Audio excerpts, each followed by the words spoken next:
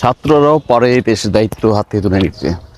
দেখছেন, ছাত্রছাত্রীরা সবাই কিন্তু ট্রাফিকে নেমে গেছে।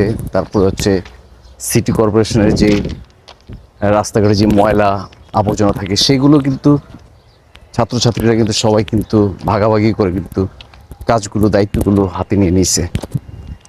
এই দেশে সরকার যদিও বা নাই, কিন্তু এখন বর্তমানে বিচ্ছিন্ন হয়ে গেছে বা সবাই তো জানেন।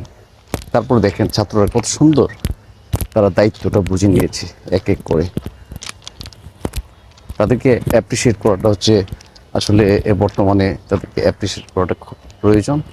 দেখেন কত সুন্দর করে তারা দায়িত্বগুলো বুঝে নিয়েছে। তাদেরকে আসলে সেলুট জানাচ্ছি। তারা আগামী দিনের ভবিষ্যৎ। বর্তমান প্রজন্মের তাদেরকে কি বলে